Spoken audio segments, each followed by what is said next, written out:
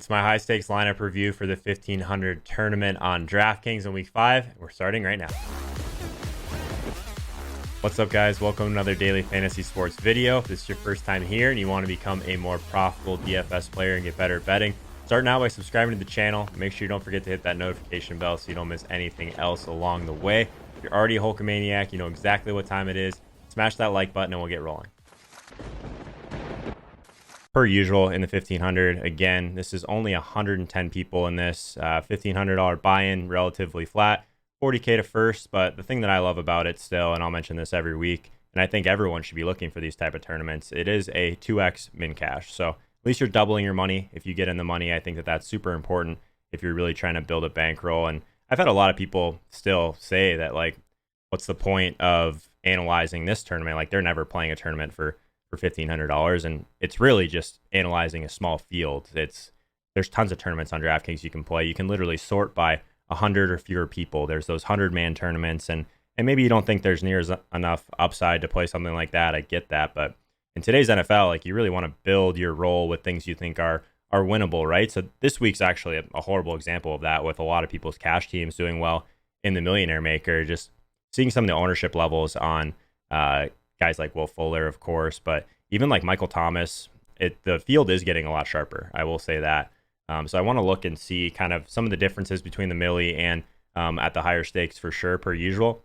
But I will say that I was pretty shocked by some of the numbers that I saw when I was kind of flipping through some of the higher double ups as well. I don't think that even like a year ago, 2 years ago, we would have seen Will Fuller anywhere near like the 30% range. Definitely not in cash games. So we'll talk about that. I think that my team in particular, there was a few things that, I talked about most of these guys, I think, throughout the week. Kenny Stills being rolled out was a big part of the reason that I went to Kiki. So I got him at 8.2%. So let's start there, because that was kind of where my decision making changed a little bit on the morning game. So Will Fuller, Watson, I love the idea of going to that stack. Like, trust me, like, if you guys listen to the Fantasy Footballers podcast, I just get shredded all the time for how much I love Will Fuller, because a lot of the things that I truly value at least the wide receiver position, things like market share of air yards, weighted opportunity rating, we'll talk about all that stuff. Actually, might as well just bring you over there. Let's look at this. So if we just take out last week, go to wide receivers. Let's just go to Houston. Actually, we probably don't even have to. Let's just look at weighted opportunity rating. So these are the kind of the players that are seeing some of the most air yards on their team, but also a really high target share as well. We'll have some guys that are a little bit skewed by fewer games, but some of the ones that really stand out, guys like Allen Robinson, guys like Adam Thielen, Marquise Hollywood Brown, who we'll talk about. But a lot of these guys, like, the opportunities there, what you want to look for is these guys that have had an insane amount of opportunity, not necessarily getting there as far as their actual points. Something like PPR points per game is pretty skewed by touchdowns as well. So, of course, someone like Keenan Allen doesn't quite get there this week. Someone like DeAndre Hopkins doesn't quite get there this week. That can happen, and it does happen a little bit more often at wide receiver, in my experience. So I'm not necessarily super afraid to fade those type of guys. I will say, though, Michael Thomas, he might not hit like those deep targets that we want, but his target share was elite. They were kind of just testing us to see what price would Michael Thomas be chalk at, just because they were trying to figure out where to put this guy, right? So I think that Michael Thomas, I think he was a really great play. And it's nice in some ways to see some of the really great plays get there. I think Adam Thielen, there was a little bit more narrative there than I would prefer with that. Just like, will Kirk Cousins throw the ball more? Will he play better? Will they get Diggs involved? Kind of grease the squeaky wheel, as some people like to say. Yeah, but Thielen's volume was still pretty decent as far as at least the opportunity. I will say sometimes this can be skewed as well by teams that don't throw a lot in general. So I wasn't so much on Thielen at that price. We'll talk about them in general, but I just kind of wanted to highlight that these are the kind of guys that you should be going after.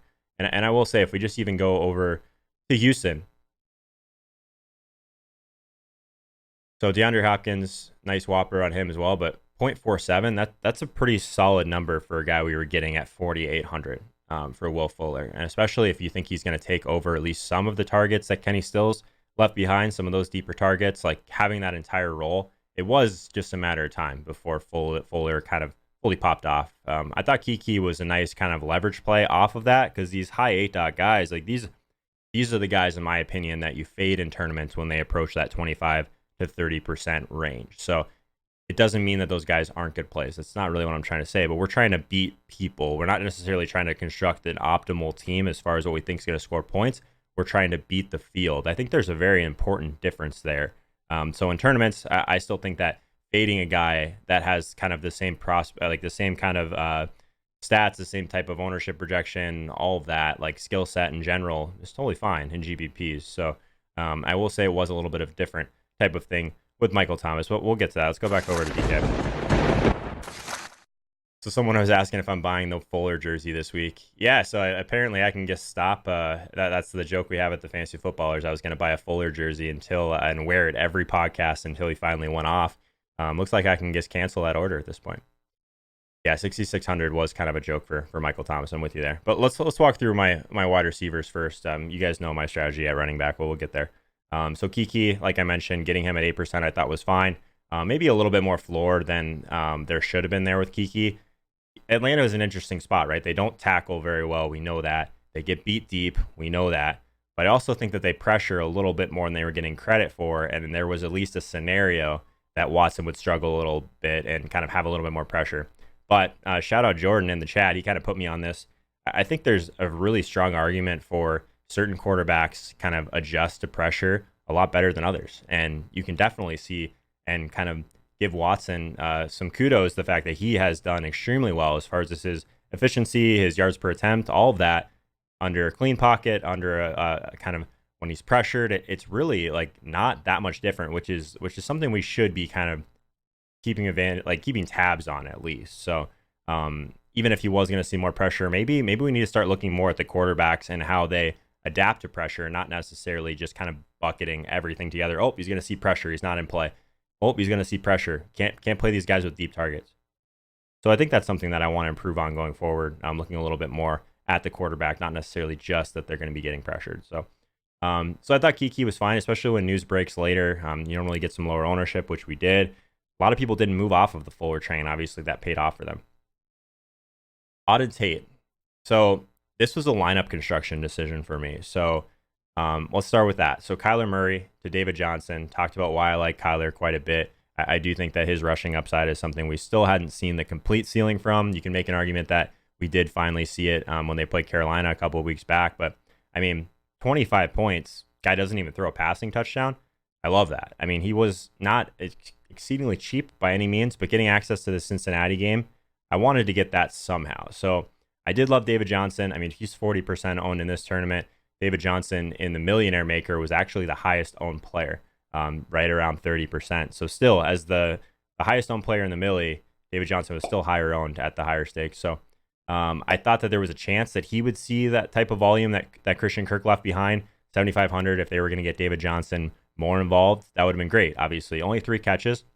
I wanted a little bit more than that from him, of course. So Kyler Murray, 93 rushing yards. David Johnson, 91 rushing yards. It gives you an idea of how my day was going. Not getting those guys at the bonus. Sorry, I'm swallowing a little bit loud right now. Too much coffee. So not getting those guys at the bonus wasn't great. But so what I'm trying to decide from that I had that $3,500 wide receiver slot, right? Auden Tate, Keyshawn Johnson, those are the guys we were kind of talking about in that range. I almost always prefer to have at least one player coming back on the other side of a stack. So if I thought Auden Tate and Keyshawn Johnson were close, which I did, I actually didn't expect Keyshawn Johnson to be used kind of in the slot with that Christian Kirk role as much as he was. Auden Tate, a pretty good bet for a touchdown. Like, even though we were kind of watching it on stream happen, right? Like, he was sitting there at 0 for what felt like most of the game. At 60% owned, maybe he would have made a good fade. Maybe he wouldn't have had the best ceiling. I also didn't think the $3,500 options were near as good this week as they were in the week before. So maybe that would have been a reason to go another direction. I really wanted to play Christian McCaffrey, of course. 40%, still think it's bad. 25% the Millionaire Maker. Thanks for coming. David Johnson, Christian McCaffrey. I was trying to play Zeke, Christian McCaffrey together for sure. I did love Aaron Jones. We talked about him on Sunday morning. I liked Fournette. Both of those guys, I just felt safer, I guess, with trying to pay all the way up at these running back slots this past week. I liked having the leverage of having Zeke in the later game. Of course, could have gotten that with Aaron Jones as well. They were actually pretty similar ownership. We'll talk about that pivot in a second. With the wide receivers, Kiki was probably fine. Tate was probably fine. Maybe I didn't capture as much upside as I normally do at those slots. So that's something that I should kind of maybe look into. I mean, in a week like this, having a couple of guys that are only going to get 10 points just wasn't going to cut it. Marquise Brown, Hollywood, played him 2 weeks in a row. So everyone should probably play him next week, especially if I don't. The difference was last week I had Lamar at about 3%, but Hollywood was like 20% owned in this tournament. Just recency bias gets him all the way down to 5%. I was pretty happy with that. So if we just go back to the air yards here, always want to shout out Josh Hermsmeyer. So I thought that his price was very reasonable, right? So Marquise Brown, he's top 10 in weighted opportunity rating. I just think that if we're just looking purely at the type of targets he was seeing, we know that it was a really good matchup for trying to hit people deep as well. Liked Lamar fine, just didn't really love him to hit his ceiling. So I thought it was a good spot to maybe go back to Marquise Brown, especially since it fit with this lineup construction. So 5%, I was pretty happy with that. He got in the end zone, got hurt. Running bad on injuries is one thing, but I think you can feel pretty good about your process if you got on Marquise Brown and you were kind of trying to pivot around some of these other really high owned plays in that range. So like what I'm talking about, like of course Will Fuller was pretty highly owned, but some other guys at least in that rough range, like you could have gotten to someone like Larry Fitzgerald at 6K for a little bit more. There was a couple guys that I mean, you could probably make an argument for paying down to like someone like Calvin Ridley at that point, who was over 12% in the millie. Tyler Boyd for a little bit more expensive. So I don't know. I think Marquise Brown was fine, especially at low ownership against Pittsburgh, a team that gets beat deep constantly. Injuries running bad there. So tight end, again, I'm typically paying all the way up or all the way down. Noah Fant is someone that was at least running a ton of routes. Again, not a guy that was going to give me a massive ceiling, but there was a portion of the morning where I felt pretty good. There wasn't really a tight end that went completely off. Ertz had a fine game. A lot of people played Waller, who just didn't really do a whole lot. So I felt fine with that decision.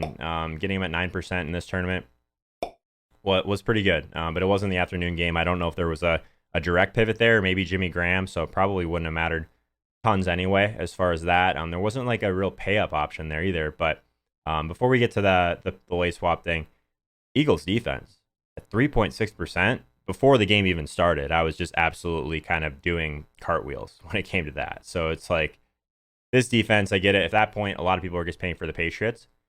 But the pressure that we were going to see from the Eagles, like against Luke Falk, like we knew there was going to be sacks. I'm not saying I was predicting 10 sacks, but all the things that really matter. There was pace in this game. There was going to be pass attempts, the game script. A lot of people talking about Wentz, Ertz, that sort of thing, just for the overall game environment. Like, I thought that them at 3% was crazy. But it was the kind of week where you could get a pretty good performance at quarterback, getting a really high upside wide receiver at sub 6%, and still get 35 from your defense at sub 4%, and still not even sniff the cash line if you didn't have Fuller, Thomas, Thielen, Jones. At least two of those guys, you were completely dead. So that's going to happen. I feel pretty good about actually getting the Eagles at a super low ownership in this tournament. So, of course, the chalk was Carolina, who I thought was a great play. Decent amount of Patriots, I believe, in this as well, which we'll, I'm sure, get to. So at this point, going into the afternoon, I know what's happened with Will Fuller. I know what's happened with Thielen. I know what's happened with Michael Thomas. So I know I'm behind, even though I have Christian McCaffrey, 40% on in this tournament. Even though I had the Eagles defense, that was basically what was keeping me in it. I was actually roughly around the cash line at that point, trying to figure out what to do with my pivot. The problem was I just didn't see a great pivot in the afternoon game. If I got off of Zeke, if I go to someone like Keenan Allen, it's still going to be like 15%, I'm guessing, something like that at the minimum, maybe even higher in this. Let's see if we can find one. By the way, guys, if you've ever found value in any of my videos or live streams, one of the best ways to support what I'm doing here for free is to throw me the follow over on Twitter. And if you're new to the community, I also do a ton of content exclusive only to Instagram. So if you take a few seconds, make sure you're following me over there as well. I'd really appreciate it. 15%. So, yeah, getting a guy at 15% versus Zeke at 35, if you think Zeke's going to be at 35, yeah, that's a decent amount of leverage. I actually didn't think that Zeke would be that high. I thought that with how much ownership we had of Christian McCaffrey, we had a decent amount of DJ, of course, 40% for both of those guys, and almost all these people are paying up for Michael Thomas. Adam Thielen was relatively owned in this. I think the issue was I underestimated how many of the people that played Will Fuller, they played him to get to Zeke. Like, that was the path. So I projected Zeke for around, if you guys were on stream, I thought he'd be around 20 to 25. And at that point, I didn't see the point of pivoting to Keenan Allen at 15. So I was right on with where I thought Keenan would be. As far as like ceiling, the other guys that were probably in play, I get it, Aaron Jones. But again, I didn't think there'd be a huge difference between Aaron Jones and if I was projecting Zeke for around 20%, then at that point, the pivot didn't make as much sense to me. Oh, looks like we got the raid from Al. Thanks, man. Appreciate it. Hope you had a great stream, man. I know Monday's your long day. Yeah, we were just trying to walk through some of the decisions I made. I was pretty happy with getting Kyler Murray at 3.6% in a matchup that I thought was great to try and for him to get his rushing ceiling. I think I definitely made some mistakes at wide receiver. We talked about Will Fuller, right? So I absolutely thought that Will Fuller was a great play. In a tournament like this, 110 people, if I'm projecting him for anywhere near 30%, he has the type of kind of profile that I think makes a decent GPP fade. So someone that's seeing a lot of air yards, of course, but he's also seeing deeper targets. I still think that it makes sense to go against the grain and try and fade that type of chalk in a tournament like this. So I decided to pivot and go with Kiki.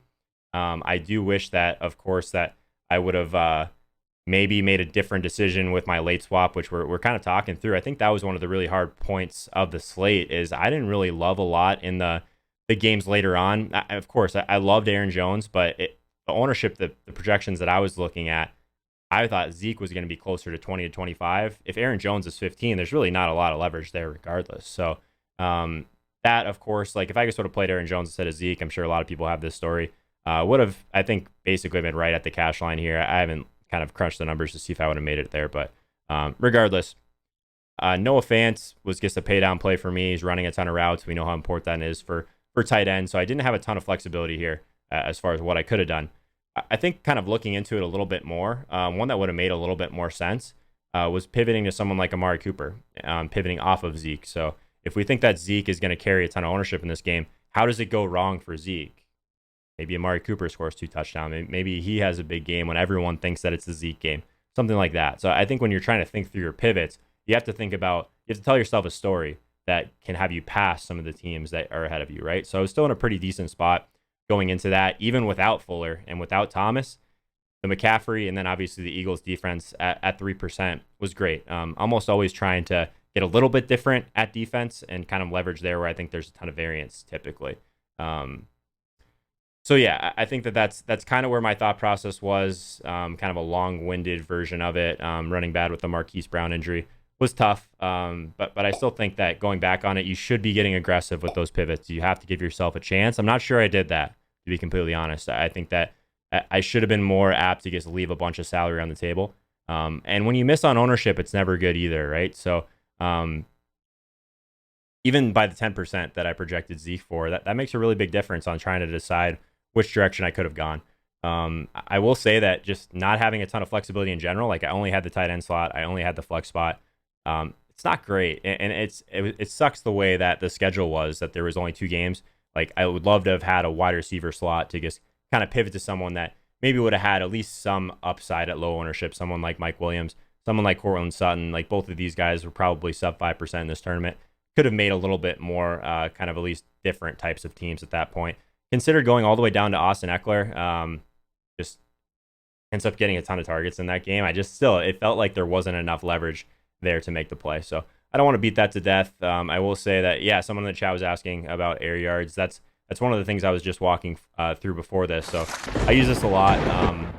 Weighted opportunity rating for a wide receiver is something that I lean on pretty heavily. So if you're looking purely at that, Michael Thomas was severely underpriced. Allen Robinson, severely underpriced. Adam Thielen right here, Marquise Brown. So all these guys, like, they're seeing the type of, like, people are getting better though. You got to realize that people are starting to look at the right things. There's a lot of good information out there. So it was a week where you needed at least least two, probably three of these plays that went off if you wanted to even sniff the cash lines. The problem is that it was a lot of really high owned plays that did well. And kind of my style, trying to pivot off some of those. When the wide receivers that are chalk go crazy, usually doesn't end well for me. So we can walk through who won this tournament. And then again, guys, as always, if you see any teams that you want me to go through, a lot of big names in this tournament, happy to do that as well. And someone was asking about my spreadsheet. Yeah, the spreadsheet, again, if you were here on Sunday, you'll know that I provide a spreadsheet, each position, what I think is the most important to my Twitch subscribers. That goes in the Discord every Friday or Saturday, depending on when I get it done. It takes me quite a bit to put that together for you guys. So be sure and check that out. Again, I know we have a lot of people coming over from Al's stream. If you haven't already, do me a favor, throw me the sub over on YouTube. That's where the majority of my content is throughout the week, YouTube and Instagram. So pretty easy to find me, youtube.com/JoeHolka. Obviously, you're here on Twitch. Appreciate that, guys. If you are coming over from Al's stream, make sure you hit that little button that says my name so that I actually get credit for those views. It means a lot as we're kind of working towards partner. So thanks for being here, guys. I know you guys have kind of walked through a lot of this already, but let's take a peek at the first place team. I actually haven't even looked at it yet. So Doubt, yeah, one of these guys that's been in the DFS streets for a really long time. Matt Ryan, 22% in this tournament. I mean, just trying to get access to this game where we knew, we at least thought we knew it was going to go pretty nuts. Like both these teams don't have a very good defense. The pace was going to be up. There was going to be a lot of scoring. So Matt Ryan made some sense. His floor has actually been pretty safe so far this year. So I think that I probably should have considered Matt Ryan a little bit more for a tournament of this size. Again, 110 people. I almost always try and get some rushing equity out of my quarterback. At least I'm not going to play a guy typically that is a zero in that regard. So wasn't really on Matt Ryan seriously. I think if you're rolling out a ton of teams, he would have made some sense for sure just to get access to this game. Love the Fournette call. Played him last week. I just think that his volume is so secure. He's almost like, it sounds crazy to say, but like a poor man's Christian McCaffrey in the way that he's being used. Like he's still seeing the targets that we want. Like people still think of him as like a little bit of a plotter, which he probably is, but 23 touches on the ground, 29 touches on the ground, but he still can add 7 targets like he did this past week. Like the week where he went completely nuts, he only had 3 targets, but the 2 weeks before, or the 3 weeks before that, 8 targets, 6 targets, 6 targets. Like that's pretty elite usage. To get him at 15%, I mean, his price, $6,400, you can make an argument that he was severely underpriced relative to his usage. Like no one really wants to click the Leonard Fournette button. And I know that a lot of people were playing Carolina defense. A lot of people are playing Christian McCaffrey. So people have this weird block to where they think they can't play 2 running backs in the same game. I would make the argument that, especially if they're game script independent backs, totally fine to play these guys together. Both of these guys are just such large, like chunks of this team's offense in general that I think that they were both totally fine. Of course, he has Will Fuller, Aaron Jones in the flex, who I thought was great. 22% for Aaron Jones. So like at that point, Zeke at 35, Aaron Jones at 22. Even though the results tell me, yeah, if I played Aaron Jones, I would have cashed. Great, don't care. Not trying to cash, trying to win. I didn't see him. I mean, it took a 4 touchdown game for him to bring me all the way back to the cash line. I didn't see that coming clearly. So yeah, I think that was totally fine. Not pivoting there. Austin Hooper at 15%. Austin Hooper, the highest priced tight end on FanDuel, was interesting. On DraftKings, just of his usage for sure. Made some sense. Played on Tate, who got there with that late touchdown, but obviously not a huge ceiling play there. Crazy that he took down this tournament with Julio Jones, who was 35% owned, by the way. So everyone wants to kind of trash on just fading chalk wide receivers.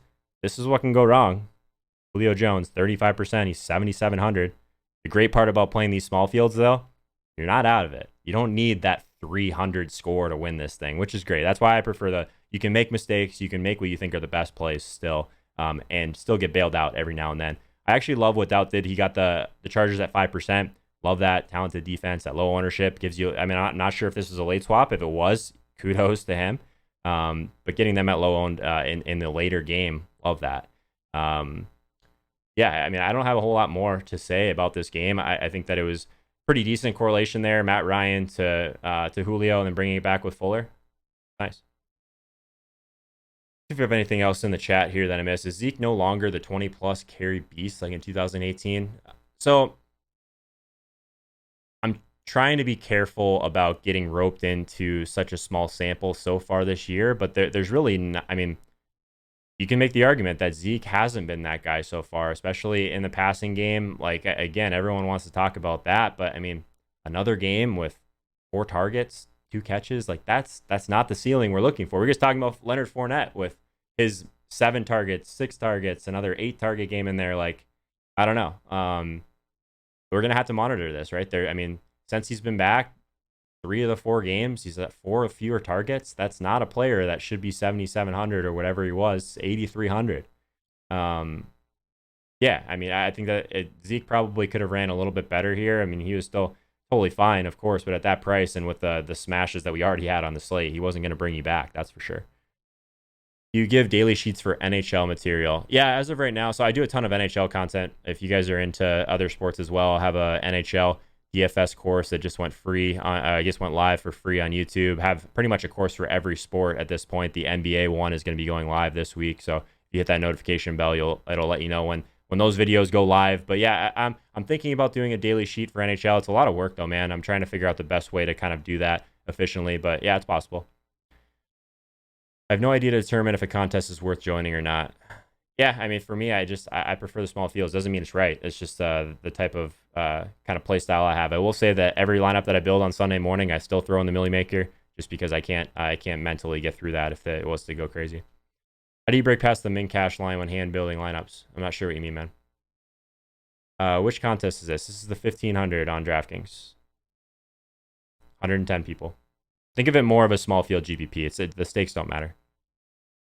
Zeke was getting more volume when Dallas had lesser wide receivers. Now that Dallas has good wide receivers, getting less volume. Yeah, that's an argument. The other argument is they just invested so much in this asset. Maybe they want to protect him a little bit more. And you could probably say too that now that they have Pollard, at least a capable backup, like given it, he deserves a few touches that he's been getting. So I'm on Dak and Cooper next weekend. Don't care about the chalk on those percent. Best of luck, man. NHL, yeah, I love the NHL chatter. Appreciate the sub razzles. Changing my strategy, all small bet, 1 million maker in cash. All right, so let's walk through another team here. Let's talk about Mr. Good Seats. He's someone that we see a lot on Manny's stream. I'm sure most of you guys watch Manny Laura as well. If you're playing multi-entry and like him and Al, those are the guys that you should be listening to for sure. So Mr. Good Seats did have Deshaun Watson. Of course, he's on the sharp side of that game. Will Fuller does bring it back with Julio Jones in the flex. Austin Hooper as well. So full game stack here. For the most part, which I mean, not something I typically do in a small field, but it can definitely work. And I'm almost always playing running back in the flex. But if you like Julio that much, I mean, yeah, he did get David Montgomery at 10%. That's an interesting one. I strongly preferred Aaron Jones to David Montgomery. I know that he was a little bit more expensive. But in that range, that's kind of what we were looking at, right? Aaron Jones, 5,900, 5,200 for David Montgomery. This is something that the data's not going to tell you, and I get it. Like running backs don't matter. I get it, totally, whatever. At some point, talent matters a little bit to me. I don't think David Montgomery is very good. I mean, Aaron Jones at least has a sample of being an efficient back. So yeah, that's probably a little bit too ambiguous to really put much weight into it. But as soon as Tariq Cohen started to get touches in this game, the David Montgomery people that are projecting this workload that he had the week before, like, Chicago's just got, like, they've pinballed so much between giving this guy volume, not giving this guy volume. And I don't think that Montgomery is the pass catcher that everyone believes he might be as well. So yeah, he's probably fine at 10% versus in the milli. Let's see what he was in the milli. Yeah, about 10% in the milli as well. So pretty much right in line there. Of course, Mr. Good Seats has Michael Thomas and Will Fuller together. Very sharp. Austin Hooper, who actually came in a little bit higher than I thought he would. Panthers D, chalk defense. They do get there with that defensive touchdown. I mean, I think they were a great play. There wasn't much to say about the Panthers. I think they're super underrated. I played them last week. I think they're great. Doesn't look like this tourney exists next week's slate. Yeah, I don't think they post it typically on Mondays. Nice, Steve. 12 months, man. I can't believe it's been a year. That's insane. Hopefully at some point we hit partner, man. I think that there's a chance. Now that we're doing those streams on Sundays for a little bit longer, hopefully get the average views up. I think that's probably what could be the difference. So we'll see. Let's see what else we got here. I don't think I was in this week. He said he throws it in some weeks he doesn't. Yeah, so I was not in it. The cash line was at 216 this week. So let's look at Empire's team. I think we almost always look at Empire's team just to kind of get an idea where the high stakes sharp people are at. So Matt Ryan again, I like the Matt Ryan play quite a bit, and it's not one that I probably would have landed on. I probably would have been on the Deshaun side if I did go that direction, but a lot of sharp people are on Matt Ryan for that price. Again, if he was going to go there, he actually, I've seen this a couple times actually from Empire Maker recently. He's not scared to roll out a naked quarterback. So that's something that he's probably cheap enough to where it made sense, especially if there wasn't like a clear spot to go. I know a lot of people in this tournament went Julio. We talked about Sanu as a potential pivot. He got there. But Matt Ryan, I think that's totally fine. He did decide to just completely fade the rest of this game and still cashed. So he went with Keenan Allen. We talked about Keenan Allen as one of the guys that failed at the high end of spectrum, that basically had a nice weighted opportunity rating, nice opportunity in general. But of course, he has Michael Thomas on tape. Joe Mixon was an interesting one. Again, like I think at some point we have to look at these guys. He's 6,100. Like I don't want to just take shots at running back. Like I'm sure we'll see a James White team at some point, and we can talk about that more. Aaron Jones, totally fine. Empire with the Tyler Eifert play was interesting. He wouldn't be one of the guys that I would have thought would have been on that, but 3,300. That's basically what allowed him to get to some of these other guys, right? He went with Christian McCaffrey and Panthers D, but I mean, to get up to Keenan Allen and Michael Thomas, again, your roster construction had to have been totally different. This is kind of why I thought that Zeke might be a little bit lower owned, but again, with Fuller at 30%, that was the path. What was the Millie cash line? I'm not sure, man. Someone might have to look at that one quickly. Glad I found you, Joe, enjoying this whole DFS Twitch stuff. Awesome, man. Yeah, thanks for being here. Appreciate it. What's up, Dicey? What's a good cash for this week? I feel like you weren't sniffing anything unless you were well over 200 in most tournaments this week. It's tough when a lot of this chalk starts going nuts. See what else we got here. I'm not seeing a ton of like names that I normally do towards the top here. Let's go to the bottom. All right, let's look at Chipotle's team. Chipotle, again, totally different strategies, almost always game stacking. Phillip Rivers, Keenan Allen, Mike Williams brings it back with Emmanuel Sanders. Yeah, I mean, lower owned game stack. No issues with that. Did play James White. So let's talk about James White. What is James White's ceiling? I get it. Burkhead's out. The last time that like when we saw Burkhead just get all the workload like a couple weeks back, like was that something we could have projected for James White? I don't think so. I'm not going to play a guy that I think if everything goes perfectly for James White, he gets his 7-8 targets, he probably gets that anyway. If he gets 2 touchdowns, like we've seen that a couple times between him and Brady, right? So he gets in the end zone, great. Can we even is he going to sniff the upside of some of these like elite usage backs? I don't think so. He's 5K, like he's not like 4,200, something like that. I don't know. On DraftKings, I get it. I just don't think you can go for the floor anymore with these plays. I really don't. So I get that James White was a play. I recognize that some sharp people were on him. I didn't consider him. Maybe that's just kind of my play style. A lot of people were on him. Maybe I'm missing something with James White. Am I totally missing something with that? White can get 7 receptions for 70 yards. Yeah, no, I get that. I mean, I'm not saying that his ceiling was this. I just 21 points without Burkhead. Okay. But is Burkhead really like the same exact role as James White? I don't really think so. I think people saw Rex was out and jumped White. Yeah, I think that's exactly what happened. I think that White was probably fine. I just I think you need to ask yourself what the ceiling is with a play like that too. If you're going to be fading a running back slot, which we know is the most valuable slot on DraftKings. Like I don't think that's debatable, right? Like these guys, like even Christian McCaffrey, like 8,700. What should his price be? I think Al tweeted this. What should his price be? He should be over 10K. Like it's really not close. I don't think. I guess the fact that he just continuously is not owned is laughable. 25% the Millie Maker, 75% of people. Okay, so let's just take out some of it for ownership. I would say at least half the people are just wrong. So I'm with that. Yeah, Slick Sniper thinks you should be 11K. I agree, man. So like at that point, the opportunity cost of giving up a slot of something like that, at least a guy that has a massive ceiling. So James White, like at 5K, I don't understand how he's anywhere near the play that Leonard Fournette is. I don't get it. But I had to kind of get on my soapbox there for a minute. Like, I don't know. I get that Fournette was a little bit more expensive, but Aaron Jones for like 900 more. You can find 900 on this slate, I feel like, pretty easily. Darren Waller, I love the Darren Waller play. I mean, I think that Waller's an amazing play. Like the usage that he's seeing, Like, let's go back over quickly and just talk about Waller for a second. So if we take out wide receivers, go to tight ends, we've taken out week 5. Weighted opportunity rating, number 1 in the league in weighted opportunity rating at tight end.